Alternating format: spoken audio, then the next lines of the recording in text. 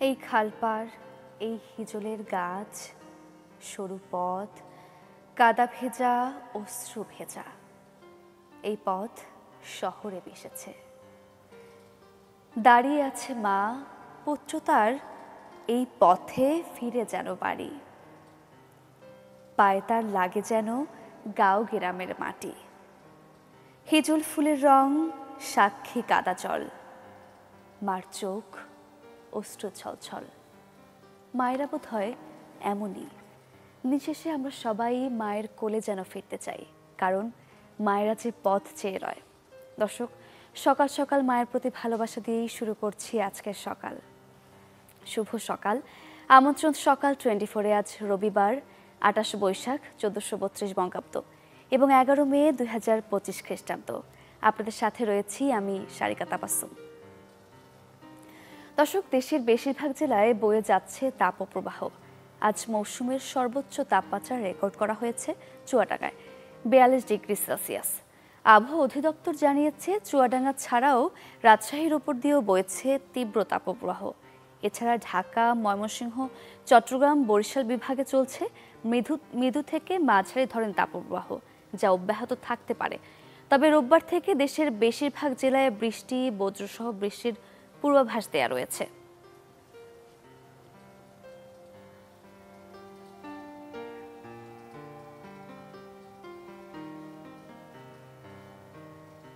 চলুন দর্শক, আজকের সারাদিনের আবহাওয়ার পূর্বাভাসটি আমরা জেনে আসি। সেই সাথে সাথে গেল 24 ঘন্টার তাপমাত্রার রেকর্ডও আমরা জানব। ঢাকায় গেল 24 ঘন্টায় সর্বোচ্চ তাপমাত্রা ছিল 40.1 ডিগ্রি সেলসিয়াস এবং সর্বনিম্ন তাপমাত্রা 28.9 ডিগ্রি সেলসিয়াস। রাজশাহীতে সর্বোচ্চ তাপমাত্রা ছিল 40.7 ডিগ্রি সেলসিয়াস, সর্বনিম্ন তাপমাত্রা 26.5 ডিগ্রি সেলসিয়াস। রংপুরে সর্বোচ্চ তাপমাত্রা ছিল 38.4 ডিগ্রি সেলসিয়াস, সর্বনিম্ন তাপমাত্রা 27 ডিগ্রি সেলসিয়াস। ময়মনসিংহে সর্বোচ্চ তাপমাত্রা ছিল 38.2 ডিগ্রি সেলসিয়াস, সর্বনিম্ন তাপমাত্রা 27.3 ডিগ্রি সেলসিয়াস। সিলেটে সর্বোচ্চ তাপমাত্রা ছিল 34 ডিগ্রি সেলসিয়াস, সর্বনিম্ন তাপমাত্রা 22 ডিগ্রি সেলসিয়াস। বন্দরনগরী চট্টগ্রামে সর্বোচ্চ তাপমাত্রা ছিল 35.6 ডিগ্রি সেলসিয়াস, সর্বনিম্ন তাপমাত্রা 28.2 ডিগ্রি সেলসিয়াস। খুলনায় সর্বোচ্চ তাপমাত্রা ছিল 39.5 ডিগ্রি সেলসিয়াস, সর্বনিম্ন তাপমাত্রা 26.9 ডিগ্রি সেলসিয়াস। বরিশালে সর্বোচ্চ তাপমাত্রা রেকর্ড করা হয়েছে 37.5 ডিগ্রি সেলসিয়াস, সর্বনিম্ন তাপমাত্রা 26.5 ডিগ্রি সেলসিয়াস। দেশের সর্বনিম্ন তাপমাত্রা সিলেটে 22 ডিগ্রি সেলসিয়াস এবং দেশের সর্বোচ্চ তাপমাত্রা চুয়াডাঙ্গায় 42 ডিগ্রি সেলসিয়াস। আজ সারা দেশে দিনের তাপমাত্রা সামান্য হ্রাস পেতে পারে ও রাতের তাপমাত্রা অপরিবর্তিত থাকবে। দর্শক, যেমনটি বলছিলাম, চুয়াডাঙ্গায় সর্বোচ্চ তাপমাত্রা রেকর্ড করা হয়েছে 42 ডিগ্রি সেলসিয়াস। আমরা চুয়াডাঙ্গার জনজীবন নিয়ে একটু জেনে আসবো। আমাদের সঙ্গে এই মুহূর্তে যুক্ত হচ্ছেন সহকর্মী রেজাউল করিম লিটন। লিটন, শুভ সকাল। আমরা বলছিলাম চুয়াডাঙ্গায় 42 ডিগ্রি সেলসিয়াস তাপমাত্রা রেকর্ড করা হয়েছে। জনজীবনে নিশ্চয়ই প্রভাব পড়ছে, খেটে খাওয়া মানুষের উপর নিশ্চয়ই প্রভাব পড়ছে। আমরা একটু বিস্তারিত জানতে চাই আপনার কাছ থেকে। সারিকা, শুভ সকাল। আপনি আসলেই যেমনটি বলছিলেন যে এই 42 ডিগ্রি তাপমাত্রা রেকর্ড হয়েছে দেশের দক্ষিণ পশ্চিমের এই সীমান্তবর্তী জেলা চুয়াডাঙ্গাতে গত 3 দিন ধরে সর্বোচ্চ তাপমাত্রা এই জেলায়। এবং বিষয়টি এরকম যে প্রকৃতি রুক্ষ হয়ে উঠেছে। হ্যাঁ, একেবারেই সকাল থেকে যখন সূর্যটা উঠছে, এখন সকাল 8টা বাজে, আমার ঠিক বাম পাশে সূর্যটা তীব্র তেজ ছড়াচ্ছে। এরপরেই বেলা বাড়ার সাথে সাথে এই সূর্যের তেজ আরও বেড়ে যাচ্ছে। দুপুর 12টায় 40 ডিগ্রি, তারপরে বিকেল 3টায় 42 ডিগ্রি হয়ে যাচ্ছে। তো এই অবস্থার মধ্য দিয়ে সাধারণ মানুষ একেবারেই অতিষ্ঠ হয়ে উঠেছে জেলার। খেটে খাওয়া মানুষ, বিশেষ করে যারা দিন আনে দিন খায়, দিনমজুর, রিক্সা চালক, ভ্যান চালক, ইজি বাইক চালক যারা আছে, যারা শ্রমিক আছে, তারা কিন্তু তাদের ওই ঠিক দুপুরের টাইমটায় কাজে কর্মে যেতে পারছে না। সারাটা দিন তারা কষ্টে পড়ছে, তীব্র রোদে পড়ছে। আর সাধারণ মানুষ হাঁসফাঁস অবস্থা, প্রচণ্ড গরম। আর এর পাশাপাশি একেবারেই মরুভূমির আবহাওয়ায় জেলায় বিরাজ করছে। এর পাশাপাশি যেটি আমি আপনাকে বলছিলাম যে আপনি জানেন যে আসলেই এই অঞ্চলটাই পরিবেশবিদরা যেটি বলছে যে চুয়াডাঙ্গা, ঝিনাইদহ, মেহেরপুর এই অঞ্চলটাই আসলে একেবারেই সবচেয়ে বেশি ক্ষতিগ্রস্ত হচ্ছে জলবায়ু প্রভাবের যে প্রতিক্রিয়া সেটিতে। এবং সারা এই এই এই চলতি মৌসুম জুড়েই কিন্তু বৃষ্টি নেই। এখন বৈশাখের শেষে এই তাপমাত্রাই পড়ছে এই জেলা।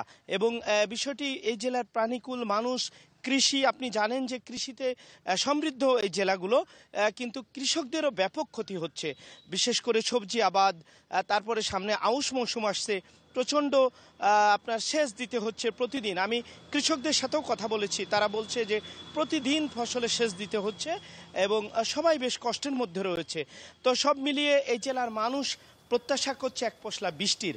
আবহাওয়া অফিস বলছে যে আগামী 13 তারিখের পরে বৃষ্টি হতে পারে, তখন কমতে পারে এই জেলার তাপমাত্রা। তো এই অবস্থা। ধন্যবাদ আপনাকে।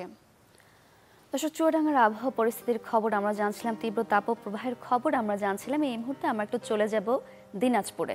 দিনাজপুর লিচুর জন্য বিখ্যাত, আর আগামী সপ্তাহেই বাজারে আসবে দিনাজপুরের লিচু। কিন্তু এই তীব্র তাপপ্রবাহ কতটা প্রভাব ফেলবে লিচুতে, আমরা তাই জানবো। আমাদের সঙ্গে দিনাজপুর থেকে যুক্ত হচ্ছেন সহকর্মী বিপুল সরকার। সানি, শুভ সকাল। আপনি লিচু বাগানে দাঁড়িয়ে আছেন। আমরা যেমনটি জানতে চাচ্ছিলাম, আগামী সপ্তাহে তো বাজারে ওঠার কথা দিনাজপুরের লিচু, কিন্তু এই যে তীব্র তাপপ্রবাহ, এর কোনো প্রভাব রয়েছে কিনা, কি বলছেন বাগান মালিকরা কিংবা চাষিরা? সারিকা, শুভ সকাল। আপনি আসলে ঠিকই বলেছেন যে তীব্র তাপপ্রবাহ চলছে, তাতে করে বাগানের যে যারা লিচু তারা বলছেন যে লিচু মোটামুটি ভাবে একটা আশঙ্কার মধ্যেই তারা দেখছে, কারণ এই দাবদাহর কারণে লিচু মোটামুটি ঝলসে যাচ্ছে। তারা এই অভিযোগটা তো করেছেন। এই পাশাপাশি তাদের যে যারা এই যেসব স্প্রে করার কথা বলা হয়েছে কৃষি বিভাগ থেকে, সেসব স্প্রে করেও কিন্তু এই অভিযোগটা তারা করেছেন। ফলে তারা একটি আশঙ্কা করছেন যে গত বছরে এই লিচুতে যে ধরনের লোকসান গুনতে হয়েছিল, এই ধরনের লোকসান এবারও গুনতে হবে, এই আশঙ্কাটা রয়েছে। যদি এই তাপপ্রবাহটা যদি এইভাবে চলতে থাকে তাহলে লিচুতে একটি মোটামুটি ভালো লোকসান হবে, এই আশঙ্কাটা তারা করছেন। এবং কৃষি বিভাগের সাথে আমরা কথা বলেছি, কৃষি বিভাগ যেটা বলছেন যে এই তাপদাহের কারণে যেসব পরামর্শ কৃষকদের দেওয়া হচ্ছে এই বাগান ভেদে কিংবা জমি ভেদে, সেসব পরামর্শ অনুযায়ী যদি কৃষকরা কাজ করেন তাহলে কিন্তু লিচুতে তার যে আশঙ্কাটা করছে সেই আশঙ্কাটা আসলে আহ, সেটা প্রতিফলন হবে না। আর আপনাকে একটু জানিয়ে রাখি যে দিনাজপুরের লিচু কিন্তু একেবারেই সারা দেশের মধ্যেই সমাদৃত, সুমিষ্ট এবং স্বাদ গন্ধে ভরপুর। এবং এবারে কিন্তু বাড়তি একটি আনন্দ যোগ হয়েছে এই লিচুতে। এটি ভৌগোলিক নির্দেশক হিসেবে স্বীকৃতি মিলেছে, অর্থাৎ জিআই পণ্য হিসেবে স্বীকৃতি মিলেছে। এই স্বীকৃতি মেলায় কৃষকদের মধ্যে যেমন আনন্দ রয়েছে, একই সাথে তারা বলছেন যে এই লিচু যাতে করে বিদেশি রপ্তানি করা হয়, এই ধরনের পদক্ষেপ যেন গ্রহণ করা হয় সরকারের পক্ষ থেকে, কৃষি বিভাগের পক্ষ থেকে, এইটি তারা বলছেন। এবং আপনাকে জানিয়ে রাখি যে গতকাল তো দিনাজপুরের তাপমাত্রা রেকর্ড করা হয়েছিল 38.2 ডিগ্রি সেলসিয়াস, যেটি তার আগের দিনে ছিল 36.5 ডিগ্রি সেলসিয়াস। অর্থাৎ এই যে মৃদু তাপপ্রবাহ থেকে মাঝারি তাপপ্রবাহে রূপ নিয়েছে এখানকার তাপমাত্রা। এবং যেটি আবহাওয়া অধিদপ্তর আমাদেরকে জানাচ্ছে যে এই তাপদাহ আরো 2 দিন স্থায়ী হতে পারে, এমনটি বলা হচ্ছে। যদি এটি হয়ে থাকে তাহলে কিন্তু মোটামুটি ভাবে লিচুতে যে আশঙ্কাটা করছেন সেই আশঙ্কাটা কিন্তু আরো বেড়ে যাবে কৃষকদের। আর লিচু মোটামুটি এখন কিন্তু আপনি দেখতে পাচ্ছেন মোটামুটি ভাবে একটি পরিপক্ক রং চলে এসেছে। যদিও কৃষি বিভাগ এবং এখানে যারা কৃষক যারা রয়েছেন তারা বলছেন যে আগামী 1 সপ্তাহের মধ্যে এই সব লিচু বাজারে ওঠার উপযোগী হবে। যেসব লিচু উঠছে আসলে সেটি আসলে সম্পূর্ণ পরিপক্ক নয়। এই যে পরিপক্ক লিচুটা বাজারে উঠতে আরো 1 সপ্তাহের মতো সময় লাগবে, তারপরে এই রসালো ফল যারা ভোক্তা আছে তারা খেতে পারবেন। সানি, ধন্যবাদ আপনাকে। দর্শক, আমরা দিনাজপুর থেকে লিচুর খবরাখবর জানছিলাম, তার আগে আমরা চুয়াডাঙ্গার আবহাওয়া পরিস্থিতির খবর জানছিলাম। আবহাওয়ার পূর্বাভাসে আমরা জেনেছি একটা স্বস্তির খবর, আজ দেশের বিভিন্ন এলাকায় বৃষ্টির সম্ভাবনা রয়েছে। দর্শক, এবার একটু আমরা চলে যাব আমাদের নিয়মিত আয়োজন পত্রিকায়। আমরা দেখে নেব আজকের দিনের সব প্রধান প্রধান শিরোনামগুলো। আমরা তবে শুরু করছি সমকালের শিরোনামগুলো দিয়ে। আওয়ামী লীগের কার্যক্রম নিষিদ্ধ, উপদেষ্টা পরিষদের বিশেষ সভা। আন্তর্জাতিক অপরাধ ট্রাইব্যুনালে বিচার কাজ শেষ না হওয়া পর্যন্ত দলটির কার্যক্রম নিষিদ্ধ থাকবে। ট্রাইব্যুনাল আইনের সংশোধনী অনুমোদন, দল, অঙ্গ সংগঠন ও সমর্থকদের শাস্তি দেয়া যাবে। আগেও যেসব দলের উপর নিষেধাজ্ঞা দেয়া হয়েছিল এখানে শিরোনাম করা হয়েছে সামরিক স্থাপনায় পাল্টাপাল্টি হামলার পর অস্ত্রবিরতি। ভারত পাকিস্তান ট্রাম্পের অস্ত্রবিরতির ঘোষণা কয়েক ঘণ্টা পর লঙ্ঘনের খবর। ভারতের S-400 প্রতিরক্ষা ব্যবস্থা ধ্বংসের দাবি। দিনভর শাহবাগে বিক্ষোভ, রাতে ছাত্র জনতার উল্লাস। আওয়ামী লীগকে নিষিদ্ধ করার দাবিতে রাজধানীর শাহবাগে 3 দিন অবস্থান করে ছাত্র জনতা।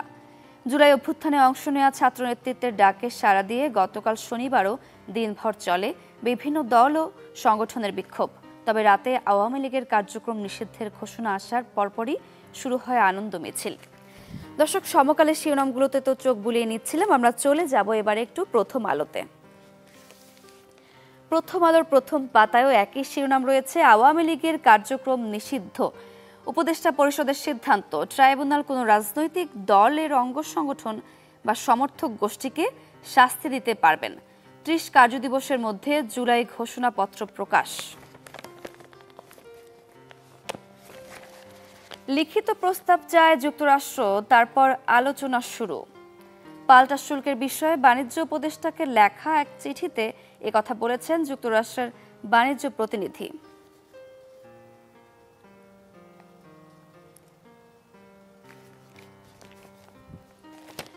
লঞ্চে উঠে 2 তরুণীকে পেটানো, তরুণ আটক।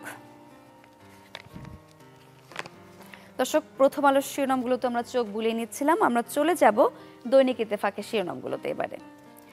বিচারের আগ পর্যন্ত আওয়ামী লীগের কার্যক্রম নিষিদ্ধ, উপদেষ্টা পরিষদের বৈঠকের সিদ্ধান্ত। এ বিষয়ে প্রয়োজনীয় পরিপত্র পরবর্তী কর্মদিবসে জারি করা হবে।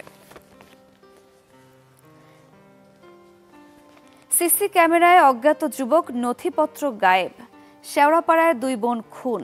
রাজধানীর মিরপুরে শেওড়াপাড়ায় বাসায় ঢুকে 2 বোনকে হত্যার ঘটনায় এক যুবককে সন্দেহ করছে পুলিশ। বাসার ক্লোজ সার্কিট ক্যামেরায় এক যুবকের ছবি পাওয়া গেছে।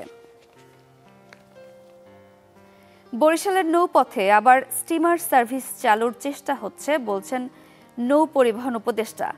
নৌ পরিবহন মন্ত্রণালয়ের শ্রম ও কর্মসংস্থান মন্ত্রণালয়ের উপদেষ্টা ব্রিগেডিয়ার জেনারেল সাখাওয়াত হোসেন দক্ষিণাঞ্চলের উন্নয়ন নিয়ে সাংবাদিক সম্মেলনে জানান, ভাঙ্গা থেকে পটুয়াখালী পর্যন্ত 6 লেনের মহাসড়ক প্রকল্প প্রস্তাব অনুমোদিত হয়েছে। দর্শক, দৈনিক ইত্তেফাকের শিরোনামগুলোর পরে আমরা চলে যাব কালের কণ্ঠের শিরোনামে। আওয়ামী লীগের কার্যক্রম নিষিদ্ধ, প্রত্যেকটি পত্রিকাতেই বড় করে শিরোনাম করা হয়েছে। সেই সাথে সাথে আরও একটি শিরোনাম আমরা দেখছিলাম, ভারত পাকিস্তান যুদ্ধবিরতিতে সম্মত, মধ্যস্থতায় ট্রাম্প। পলাতক অপশক্তির পুনর্বাসন চায় না জনগণ, বলেছেন তারেক রহমান। আইনের মাধ্যমে আওয়ামী লীগ নিষিদ্ধের প্রক্রিয়া ইতিবাচক মনে করে বিএনপি। জামায়াতের শুকরানা সমাবেশ। সমৃদ্ধ বাংলাদেশ গঠনের জেনারেল ওয়াকারের বার্তা, সেনা ম্যাজিস্ট্রেসি বহালে কুচক্রের মাথায় বাজ। দর্শক, কালের কণ্ঠের পরে সবশেষে আমরা চলে যাব যুগান্তরের শিরোনামগুলোতে। উপদেষ্টা পরিষদের জরুরি বৈঠকের সিদ্ধান্ত, আওয়ামী লীগের কার্যক্রম নিষিদ্ধ। দেশের মানুষ আওয়ামী লীগকে দেখতে চায় না, চট্টগ্রামে তারুণ্যের সমাবেশে মির্জা ফখরুল। দেশে বিদেশে যোগাযোগ, ফ্যাসিস্ট আওয়ামী লীগ সংগঠিত করছিলেন আইভি। ফুঁসে উঠে নিভে গেল ভারত পাকিস্তান যুদ্ধ। অবৈধ শেয়ার ব্যবসায় বিএসইসির কমিশনার। দেশের শেয়ার বাজারে কেলেঙ্কারির নতুন ইতিহাস সৃষ্টি হয়েছে। দর্শক, সেই সাথে যুগান্তরের শিরোনামগুলো আমরা দেখে নিচ্ছিলাম। তবে এই ছিল আজকের দিনের সব প্রধান শিরোনামগুলো। এই মুহূর্তে সকাল 24-এর সময় হলো ছোট্ট একটা বিরতির। ফিরছে আরও আয়োজন নিয়ে, আমাদের সঙ্গে থাকুন।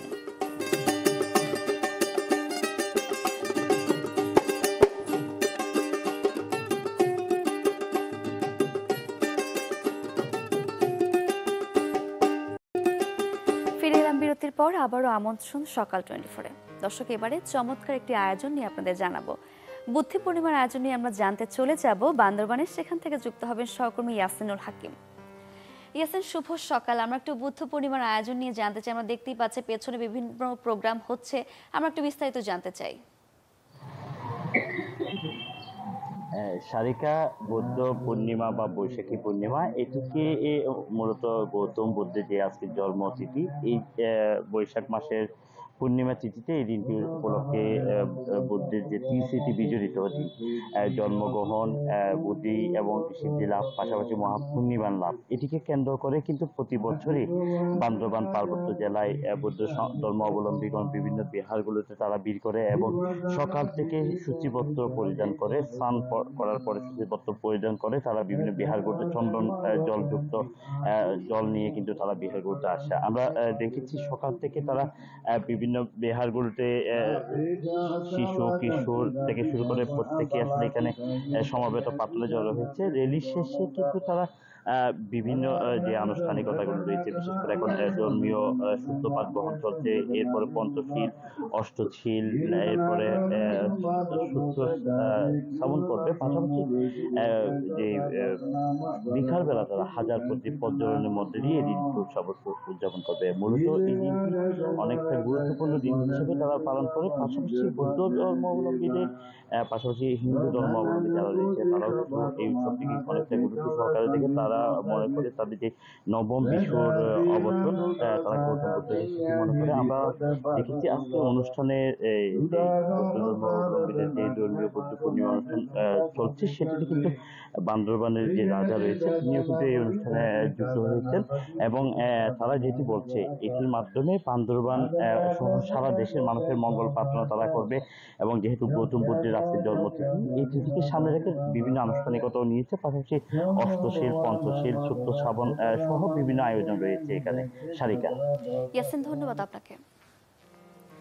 দর্শক, গৌতম বুদ্ধের জন্মদিন উপলক্ষে যে আয়োজন, বৌদ্ধ পূর্ণিমার আয়োজন নিয়ে আমরা জানছিলাম। এবারে 11 মে আজকের দিনটিতে আপনাদের যাদের জন্মদিন তাদেরকে সকাল 24 পক্ষ থেকে জানাই অনেক অনেক শুভেচ্ছা।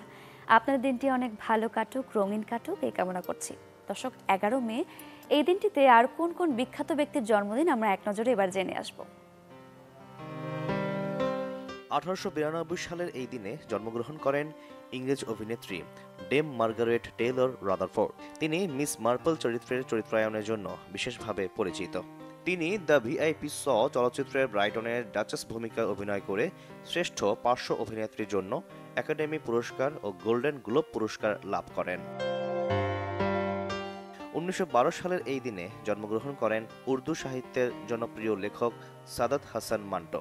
বিদেশি সাহিত্য উর্দু ভাষায় অনুবাদ করতে গিয়ে মান্টো অন্য জগতের সন্ধান পান। ক্রমশ তিনি হয়ে ওঠেন উর্দু সাহিত্যের জনপ্রিয় ছোট গল্পকার। তার বিখ্যাত গল্পের মধ্যে আছে বু, টোবা টেক সিং, তামাশা, ঠান্ডা গোস্ত, কালি সালোয়ার, খালি বোতল, ধোয়া ইত্যাদি। 1916 সালের এই দিনে জন্মগ্রহণ করেন ঔপন্যাসিক, ছোট গল্পকার ও প্রাবন্ধিক কামিলো হোসে সেলা। তিনি 1989 খ্রিস্টাব্দে সাহিত্যে নোবেল পুরস্কার লাভ করেন। স্পেনীয় সাহিত্যের ইতিহাসে বিখ্যাত 36 প্রজন্মের লেখক হিসেবে পরিচিত। তার লেখা কয়েকটি উল্লেখযোগ্য গ্রন্থ লা ফ্যামিলিয়া দে পাসকুলার দুয়ার্তে, দ্য কোলমেনা, বিয়াখে আলা আল কারিয়া। 1924 সালের এই দিনে জন্মগ্রহণ করেন ব্রিটিশ রেডিও জ্যোতির্বিজ্ঞানী অ্যান্টনি হিউইশ। তিনি 1974 সালে মার্টিন রাইলের সাথে যৌথভাবে পদার্থবিজ্ঞানে নোবেল পুরস্কার লাভ করেন।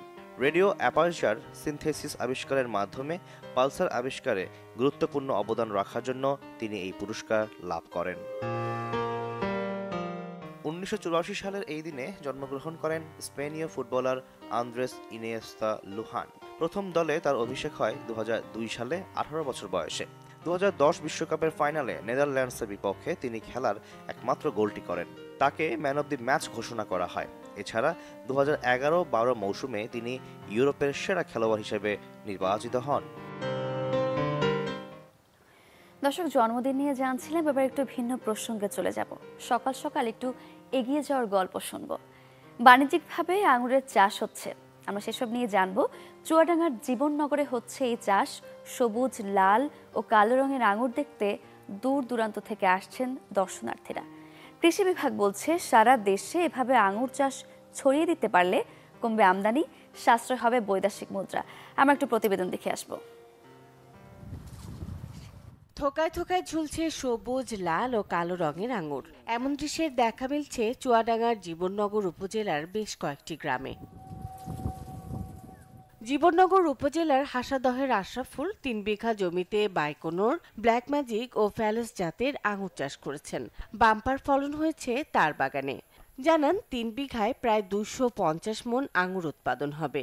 তার খরচ হয়েছে ১০ লাখ টাকা। এবার ৩০ লাখ টাকার আঙুর বিক্রির লক্ষ্যমাত্রা তার। এছাড়া করচাডাঙ্গার আবুল হোসেন ১ বিঘা জমিতে বাইকোনোর জাতের আঙুর চাষ করেছেন। প্রায় ৪০ মণ আঙুর পাবেন বলে আশা তার। প্রতি কেজি ৩২০ টাকা দরে বিক্রি করছেন। আর রায়পুরের সাদ্দাম হোসেন ব্ল্যাক ম্যাজিক জাতের আঙুর চাষ করে ইতোমধ্যে ১৫ মণ বিক্রি করেছেন। সারা দেশে এভাবে আঙুরের চাষ ছড়িয়ে দিতে পারলে কমবে আমদানি, সাশ্রয় হবে বৈদেশিক মুদ্রা। Desk report, channel 24। দর্শক, আবারও মা দিবসে মায়ের প্রতি ভালোবাসা থেকে কবি সুভাষ মুখোপাধ্যায়ের আরেকটি কবিতা পড়ব, জননী জন্মভূমি। আমি ভীষণ ভালোবাসতাম আমার মাকে, কখনো মুখ ফুটে বলিনি টিফিনের পয়সা বাঁচিয়ে, কখনো কখনো কিনে আনতাম কমলা লেবু। শুয়ে শুয়ে মার চোখ জলে ভরে উঠত।